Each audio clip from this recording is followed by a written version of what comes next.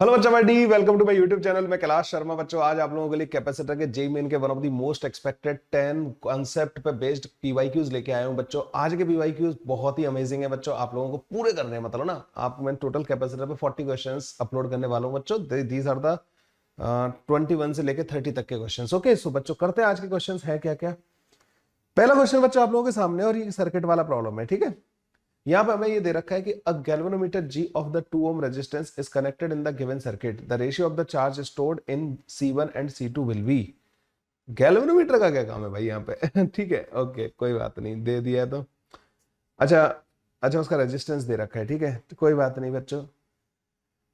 बच्चों, जब भी आपसे ऐसा क्वेश्चन पूछा होता है ना, the ratio of the charges stored in the C1 and C2, तो इसका मतलब they are asking in the steady state. ठीक है, कहाँ पूछ रहे हैं बच्चों? ये स्टेडी स्टेट में पूछ रहे हैं। तो स्टेडी स्टेट होती है बच्चों, स्टेडी स्टेट में क्या हो जाता है कि स्टेडी स्टेट में कैपेसिटर फुली चार्ज हो जाता है। फुली चार्ज होने का मतलब क्या होता है? अब वो उस वाली ब्रांच में और करंट फ्लो नहीं कर रहा होता है। कैपेसिटर जब फुली चार्ज हो गया ना, स्टेडी स्टेट अचीव हो गई, तो कैपेसिटर वाली ब्रांच में और करंट फ्लो करना बंद कर देता है। Current in the branch of the capacitor zero हो जाता है। अब करंट जीरो होने का मतलब है आप उसको एक तरीके से ओपन सर्किट की तरह कंसीडर कर सकते हो, क्योंकि सर्किट क्लोज होता तो उसमें करंट फ्लो कर रहा होता, उसे आप ओपन सर्किट की तरह ट्रीट करोगे। तो आप ये कहोगे कि सर इस वाले में जब कैपेसिटर फुली चार्ज हो गया होगा ना, तो करंट ऐसे जा रहा होगा, अब इधर तो जाएगा नहीं, करंट इधर जाएगा। अब इधर कैपेसिटर में तो जाएगा नहीं, तो गैल्वेनोमीटर से निकल के ऐसे निकल के इधर निकल जाएगा, और इधर निकलने के बाद इधर निकल के आ जाएगा। ठीक है, तो करंट बच्चों इस तरीके से यहाँ पे फ्लो करके जा रहा होगा। तो आप एक चीज देख रहे हो, एक तरीके से इसको हटा देना, इसको भी हटा देना, ठीक है, इन दोनों को ही हटा देना। तो यहाँ पे जो करंट की वैल्यू आएगी ना स्टेडी स्टेट के अंदर, वो आ जाएगी बच्चों। आप यहाँ से केवीएल लगाना स्टार्ट करना, यहाँ से चलना। तो 6 माइनस का 4i माइनस का 2i माइनस का 6i। तो आपको समझ में आ रहा है इस पूरे सर्किट का इफेक्टिव रेजिस्टेंस कितना आ जाएगा? देखो, ये 4 ओम वाला, 2 ओम वाला और ये 6 ओम वाला सारे सीरीज में हो जाएंगे, नहीं हो जाएंगे? क्योंकि जो करंट 4 से जा रहा है वही 2 से जा रहा होगा, वही इससे 6 वाले से जा रहा होगा, सेम करंट निकल के जा रहा है। इनको तो आप बिल्कुल छोड़ ही दो, इनको भूल जाओ, यहाँ पे है ही नहीं कुछ। देखो ऐसे ऐसे देखो, तुम्हें ज्यादा अच्छे से दिखेगा। तो अब तुम्हें देख क्या होगा कि ये और ये तीनों का तीनों बच्चे सीरीज में हो गए, नहीं हो गए? बस ये थोड़ा सा इसको सीधा कर दो सर्किट को, तो आपको दिखने लगेगा कि हाँ सर सीरीज में हो गए, बिल्कुल सही कह रहे हो।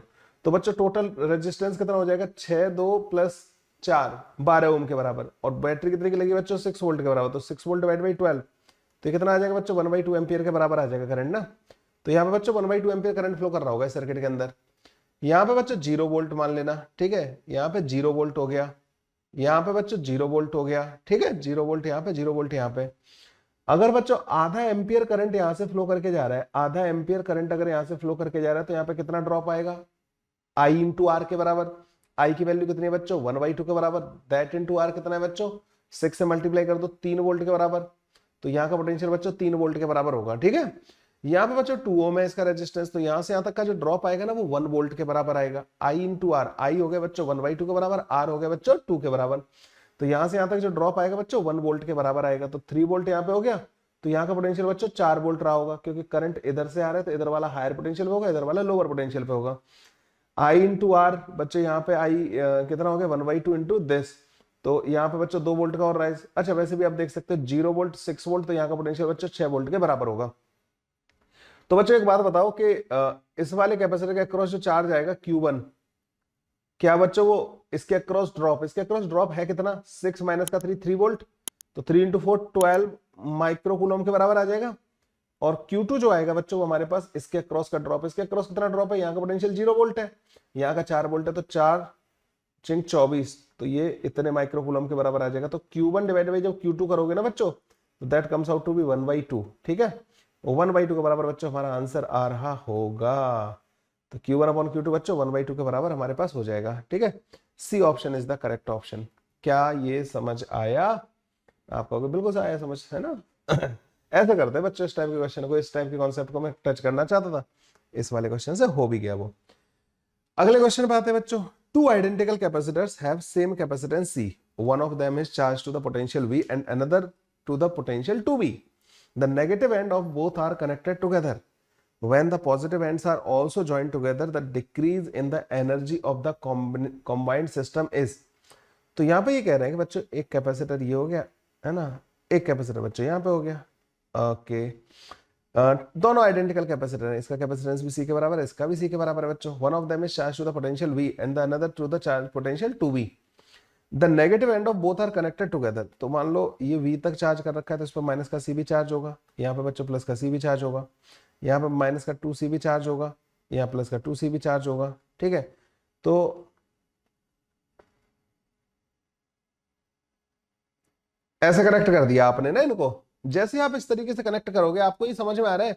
देखो बच्चों इसको करने के दो तरीके होते हैं, ठीक है। एक पहला लंबा वाला मेथड बताता हूँ पहले आपको, फिर उसके बाद आसान वाला बताऊंगा।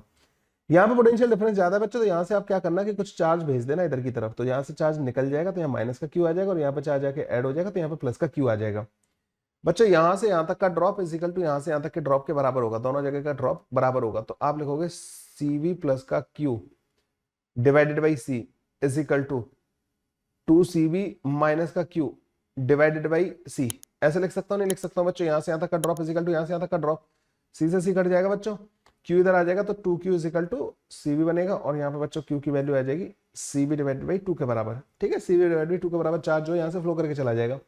तो अब इस वाले में कितना चार्ज बचेगा, यहाँ पे कितना बचेगा 3CV/2, इस पर कितना बचेगा 3CV/2 के बराबर, दोनों पे चार्ज बराबर हो जाएगा।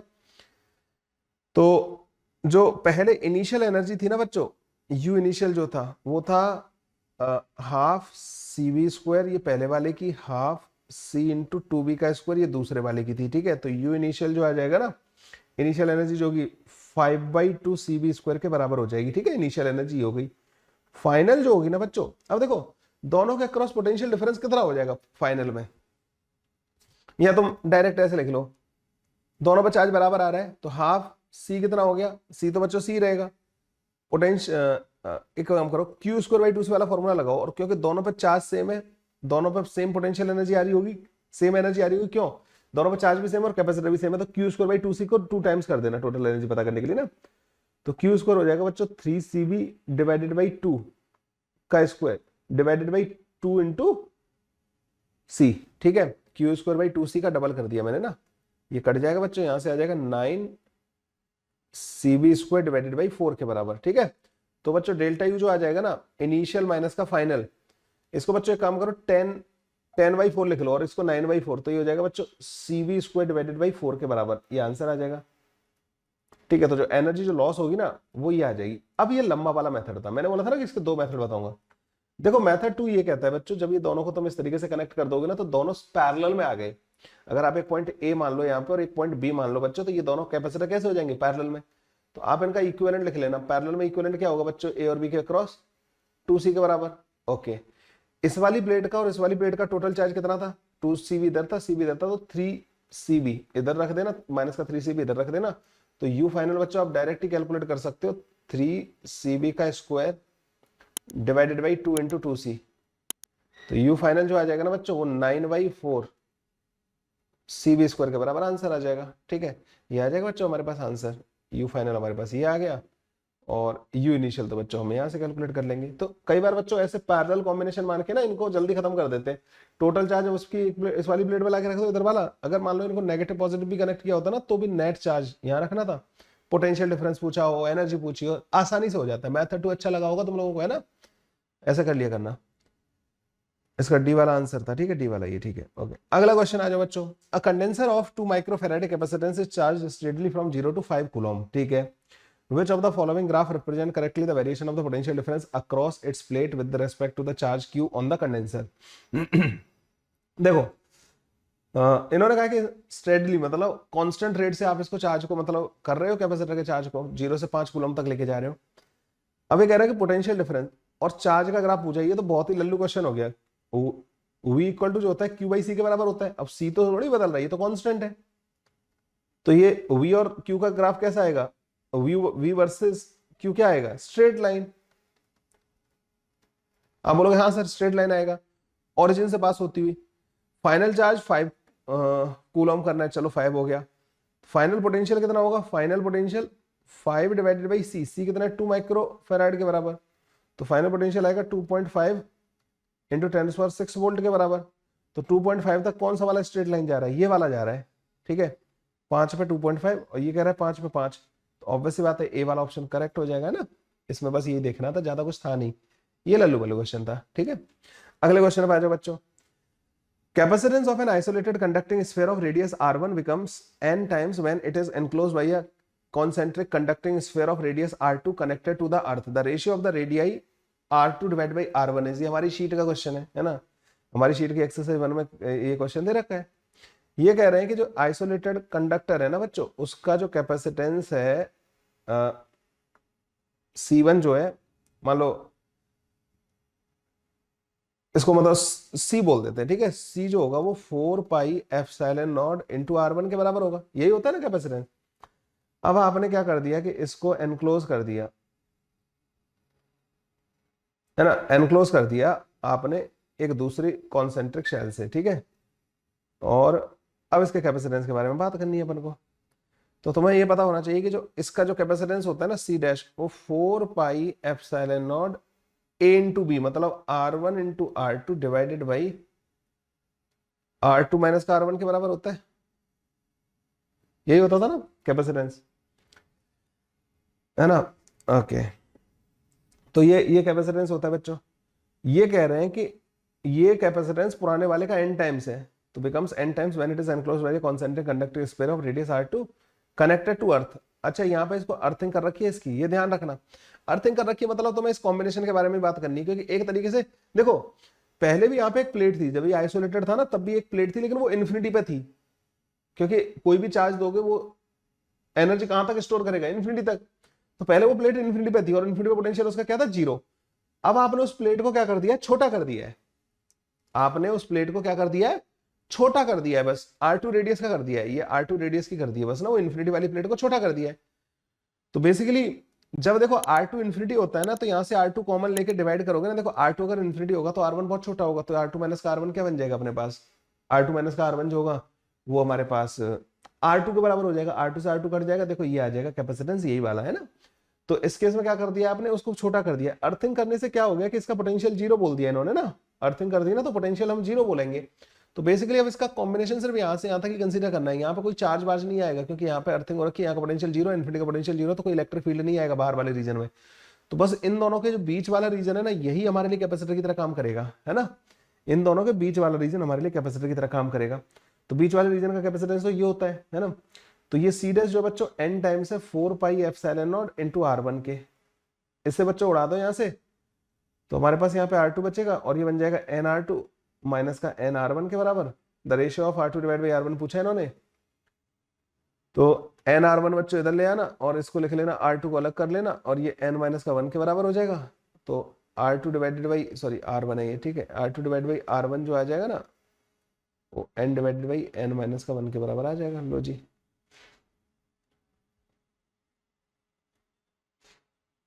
n divide by n minus का 1 के बराबर आ जाएगा,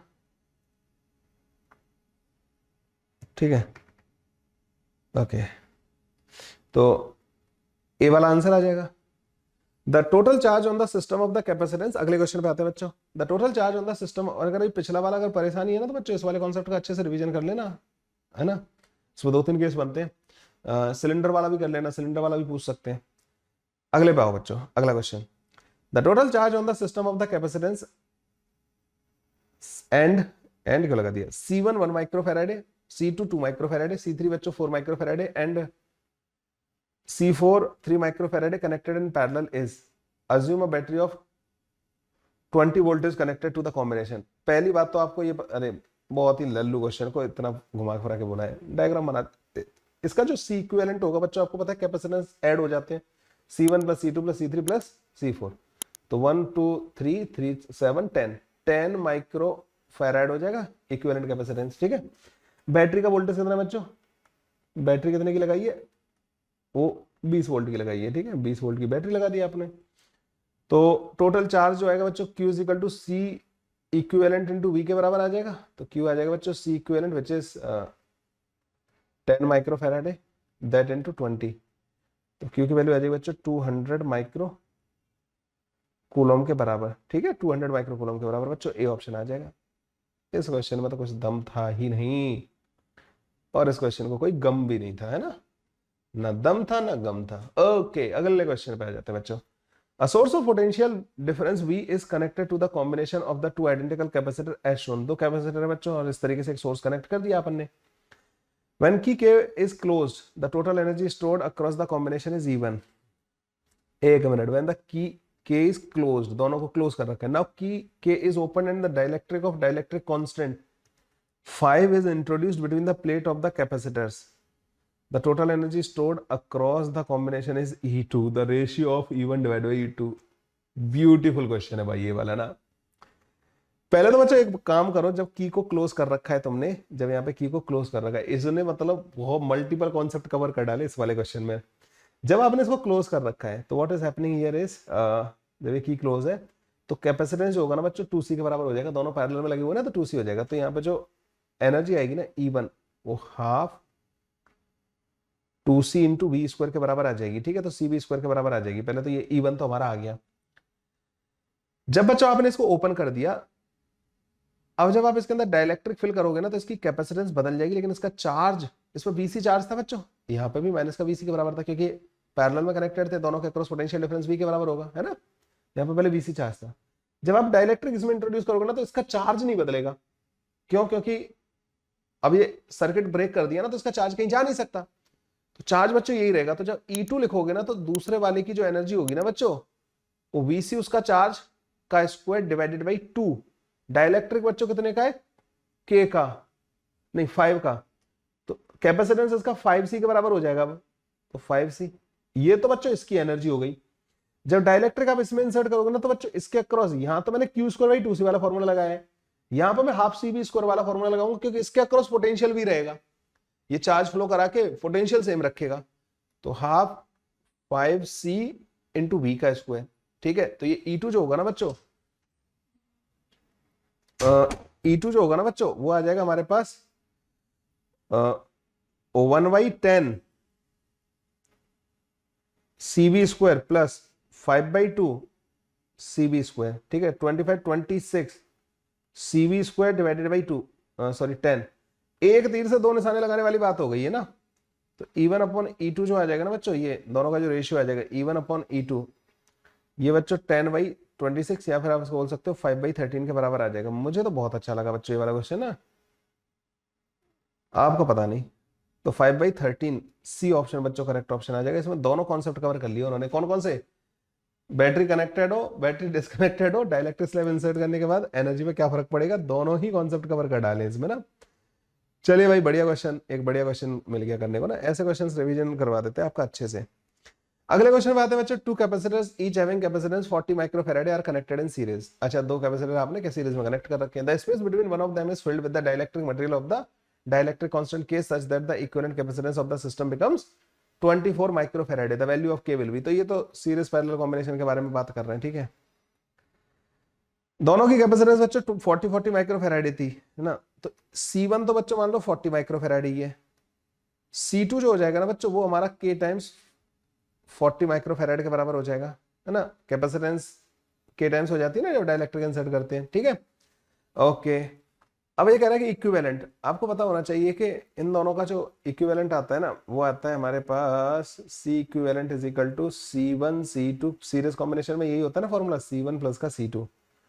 तो 40 into 40K divided by 40 plus का 40K। ठीक है, और इसकी वैल्यू किसके बराबर आनी चाहिए बच्चों, 24 माइक्रोफैराड के बराबर। ये बच्चों यहाँ पर 10 हो जाएगा, 4 से काट दिया, ये 6 हो जाएगा, और काट सकते हैं इसको ना 5, ये 3 हो जाएगा। ठीक है, तो ये बनेगा बच्चों यहाँ पे 200K 200K is equal to ये 4×12 120 प्लस का 120K। ठीक है, अच्छा नीचे से 40 भी काट ही सकते थे, क्या कर दिया मैंने। इसको इधर ले जाओ बच्चों, यहाँ पे बनेगा 80K is equal to 120। K की वैल्यू बच्चों हमारे पास आ रही होगी 3/2 के बराबर, 1.5 के बराबर आ रही होगी। इजी पीजी क्वेश्चन था बच्चों, हो गया, है ना। चलिए बच्चों नेक्स्ट क्वेश्चन करते हैं। इसका डायग्राम मैंने पहले से बना रखा है। यहाँ पे बच्चों क्वेश्चन क्या दे रखा है, a slab of dielectric constant K has the same cross section area as the plate of the parallel plate capacitor and thickness 3D/4। तो यहाँ पे बच्चों एक पैरेलल प्लेट कैपेसिटर है और उसमें आपने एक डाइलेक्ट्रिक कांस्टेंट K का एक स्लैब इंसर्ट कर दिया जिसकी थिकनेस 3D/4 के बराबर है। स्लैब की थिकनेस 3D/4 के बराबर है। ये जो है ना बच्चों ये 3D/4 के बराबर है। ठीक है, where D is the separation between the plate, दोनों प्लेट के बीच का जो सेपरेशन है ना बच्चों वो D के बराबर है।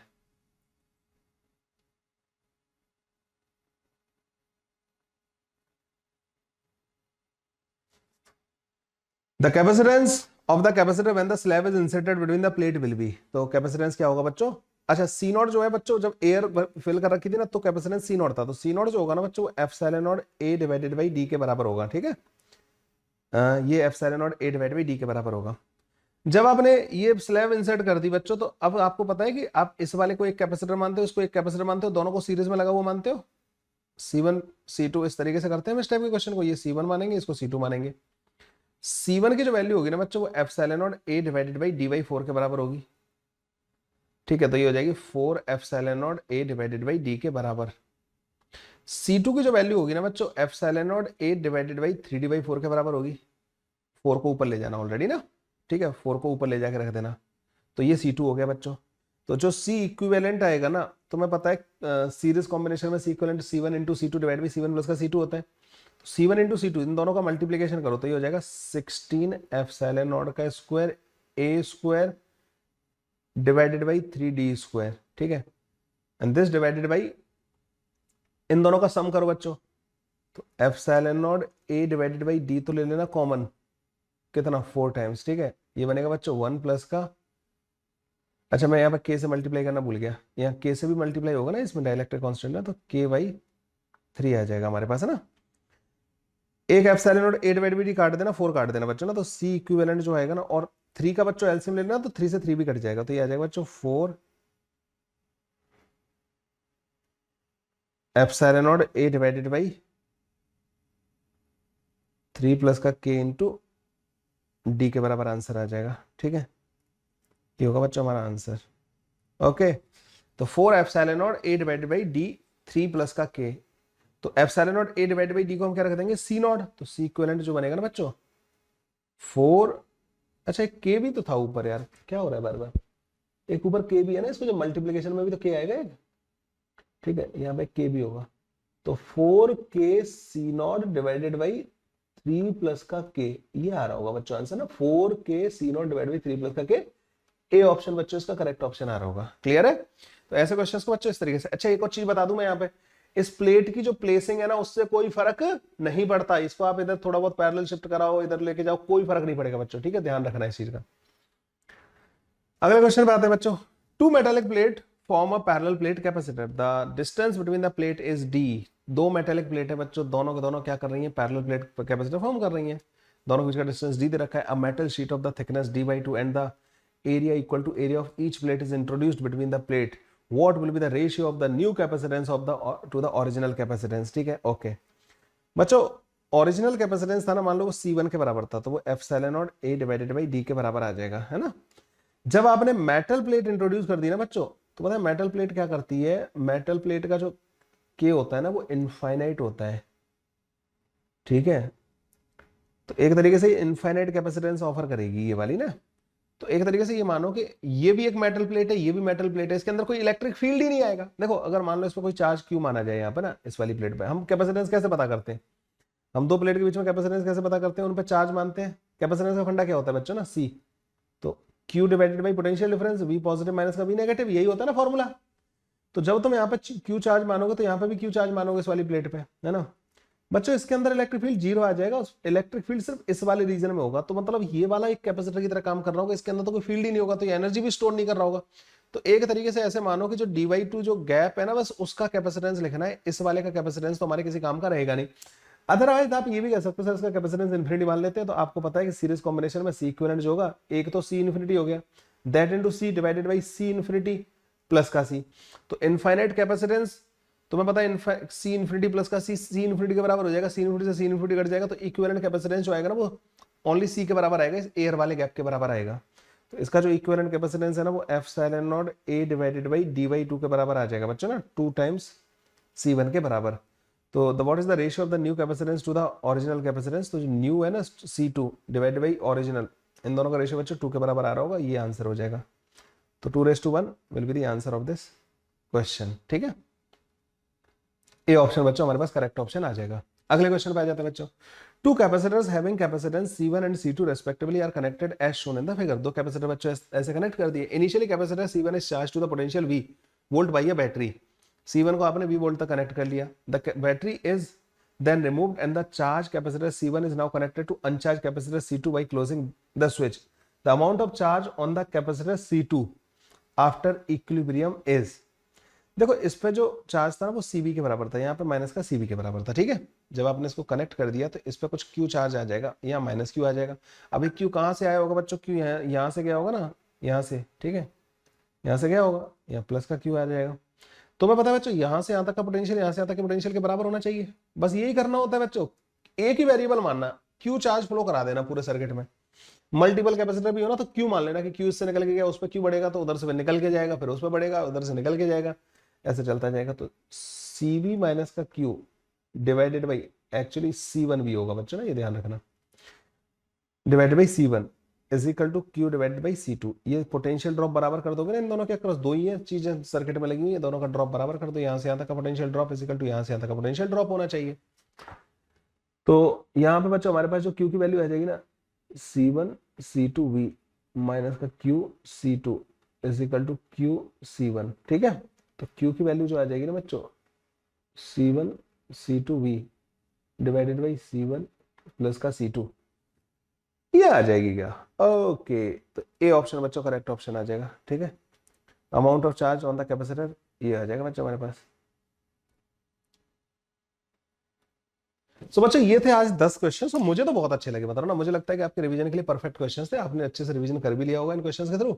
ऐसे बच्चों और अमेजिंग क्वेश्चंस अगले वाले वीडियो में आने वाले हैं, उस वीडियो को बच्चों एक ऑर्डर में देखना है आप लोगों को ना। अच्छा, ऐप डाउनलोड नहीं करिए तो कर लेना, क्योंकि जो भी हमारा क्रैश कोर्सेज वगैरह होंगे ना बच्चों, वो ऐप पे ही आएंगे। ऐप पे जो क्रैश कोर्स आएंगे ना बच्चों, एकदम अमेजिंग टाइप के, तुमने देखा कितना सिस्टमेटिक पढ़ाया मैंने तुम्हें, उसी तरीके का कुछ मैं आप लोगों के लिए प्लान कर रहा हूँ ऐप के ऊपर। तो फर्स्ट वेब से स्टार्ट होगा, उसके बारे में हम बात करेंगे बाद में, लेकिन आज के लिए बस इतना ही बच्चों। मिलते हैं बच्चों नेक्स्ट वीडियो में। अगर आपको पसंद आई है बच्चों, अपने दोस्तों के साथ शेयर करना मत भूलिएगा। Okay, bye bye, take care.